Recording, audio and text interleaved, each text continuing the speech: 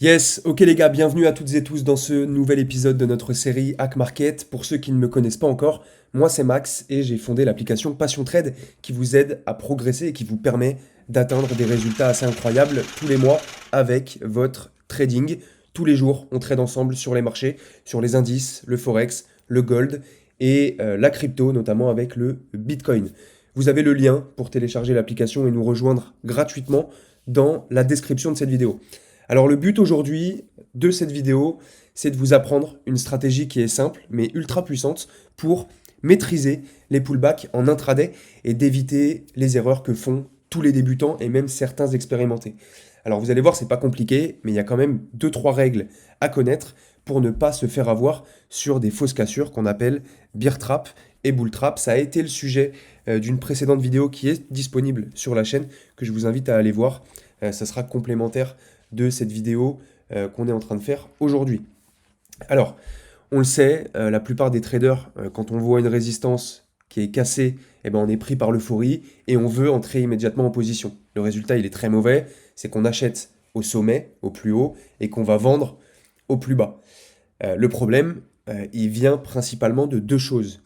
La première chose, c'est le manque de plan, et la deuxième chose, c'est l'influence des émotions, parce que quand un niveau est cassé, quand un niveau clé est cassé, notre cerveau, c'est comme ça, c'est humain, on va réagir, notre cerveau va réagir de façon très instinctive et va FOMO en mode je vais rater l'opportunité. Mais en trading, suivre ces émotions, c'est la vraie recette de l'échec. Ok.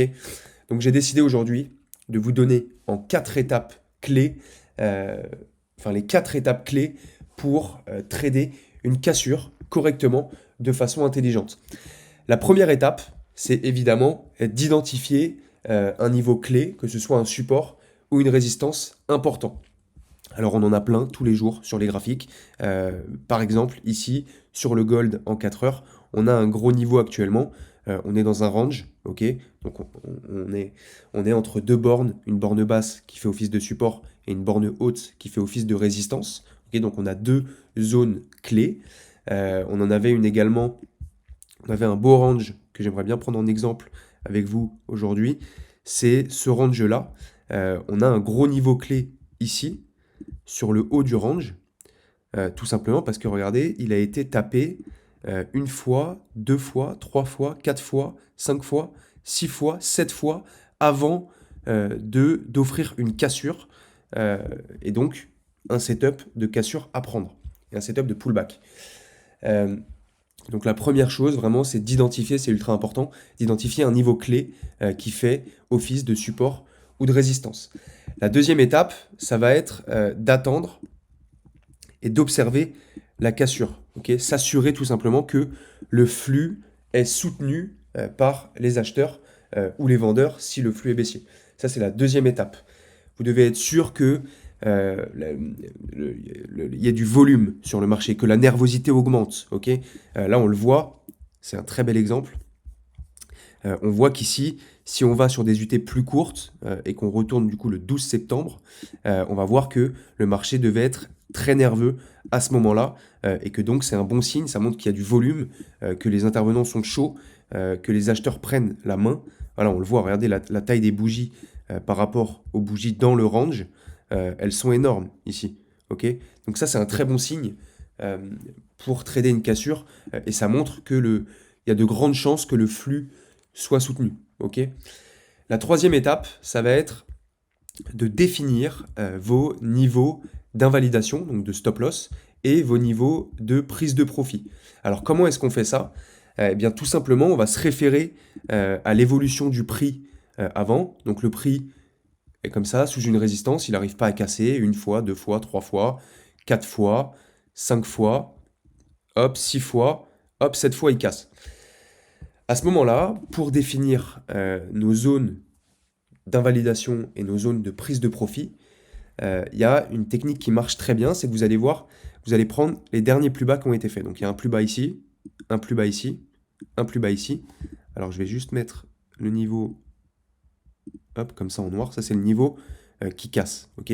Et on a sous ce différent niveau des plus bas qui ont été faits. Un plus bas ici, un plus bas ici, un plus bas ici, un plus bas ici, un plus bas ici. À ce moment-là, on a plusieurs options.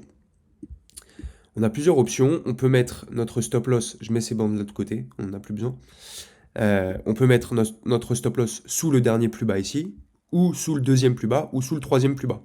Ce que j'aime bien faire, moi, c'est le mettre sous le deuxième. Si on prend l'exemple, on va revenir en 15 minutes, et on va retourner sur notre exemple du range qu'on avait tout à l'heure. Voilà. Vous voyez ici, on a donc la résistance qui est cassée ici sur les 2530, et on a un plus bas ici, et on a un deuxième plus bas ici. Donc moi, sur ce setup-là, j'aurais mis soit mon stop loss sous ce plus bas-là, soit sous ce plus bas-là. Ok, donc sous les 2500. En plus, c'est un gros niveau clé, niveau psychologique, c'est super intéressant. Donc j'aurais sûrement mis mon stop loss ici autour des 2496, 98, même 2500. C'est un gros niveau clé. On est sous le deuxième dernier plus bas qu'on a fait. Donc c'est un beau niveau pour invalider ce setup-là. Alors pour le niveau de TP, là c'est un petit peu particulier parce que c'était une cassure de range. Pour les ranges, vous le savez, on va reporter le range. Donc là on a un range de 2470 à 2530. On va tout simplement dupliquer ce range-là et le mettre au-dessus comme ça pour nous donner un objectif théorique. Et vous voyez qu'il a été respecté au point près. Donc sur un range, je le rappelle, c'est la règle, hein.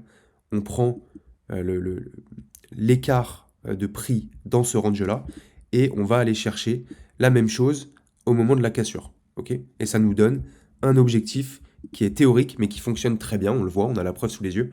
Donc j'aurais mis mon TP juste ici sur la zone des 2583. Donc on a un superbe ratio et on a un trade qui doit aller relativement vite puisque le flux est important et est soutenu par les acheteurs. Donc ça, c'est la troisième étape, définir le stop loss et le TP.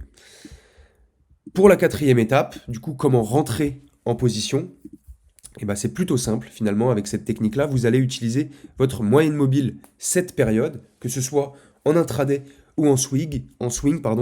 Votre moyenne mobile 7 est là pour soutenir les prix à court terme, donc de façon rapide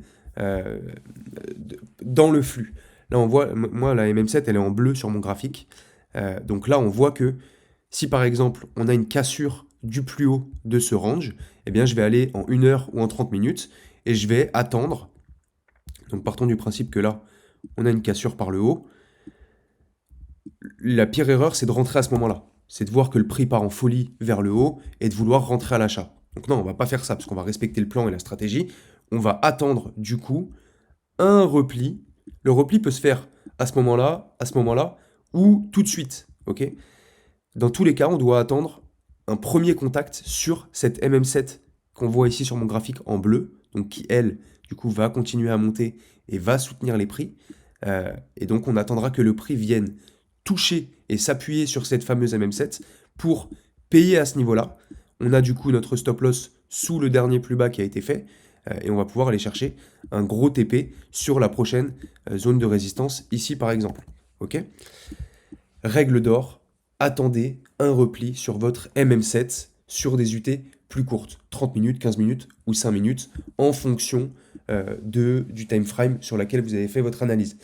Vous devez vraiment comprendre une chose sur le setup de pullback, c'est que ce n'est pas la rapidité à laquelle vous allez entrer en position qui va faire la différence. Bien au contraire, c'est souvent quand vous êtes le plus rapide que vous allez être le moins efficace.